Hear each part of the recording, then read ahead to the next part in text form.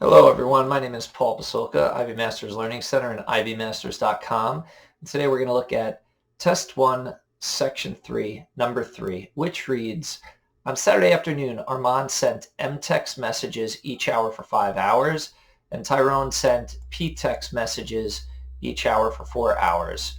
Which of the following represents a total number of text messages sent by Armand and Tyrone on Saturday afternoon? A couple of things about this problem. Number one, it's always good to underline the important information, specifically what variables stand for, and you can see that I have that highlighted. The second thing is I'm going to introduce to you an approach which is not always the most efficient, but it will get the job done for a tougher problem that you don't know any other way to get done. What you see are variables in the answer choices. When there are variables in the answer choices, you could pick numbers, and you'll see exactly how you would pick numbers in this process here. One thing about picking numbers is you want to pick simple numbers. So what I'm going to do is I'm going to pick 1 and I'm going to pick 2. If you notice, if I picked 1 and 1 and plugged them into the answer choices, I'd get the same answer for answer choice A, C, and D. So it's good to keep your numbers simple, but you want to make sure you're picking numbers that are going to differentiate your answer choices.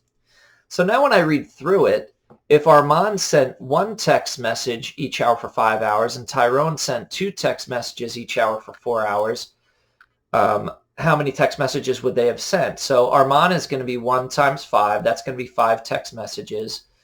And Tyrone sent 2 times 4. That's going to be 8 text messages. And if we add those up, that winds up being 13 text messages. So what I did here is I picked numbers. I answered the question on my own based on those numbers. And now what I'm going to do is I'm going to take my M and my P. I'm going to plug them into each answer choice. And I'm going to see what gives me that same answer, 13. Answer choice A, I would have 9 times 1 times 2, which is going to give me 18, which is wrong. Answer choice B, I'm going to have 20 times 1 times 2, which is going to give me 40. That doesn't make sense either. Answer choice C, I'm going to have 5 times 1 plus 4 times 2, which is going to give me 5 plus 8, which works. So I'm going to keep my eye on that, but I will check all the answer choices just to make sure that there's not more than one answer choice, in which case I'd have to adjust my numbers and plug back in. 4 times 1 plus 5 times 2. And here I have 4 plus 10, which is 14, which does not work. So you can see here the correct answer is answer choice C. Thank you for listening. So it was a pleasure to see you, and I will talk to you soon.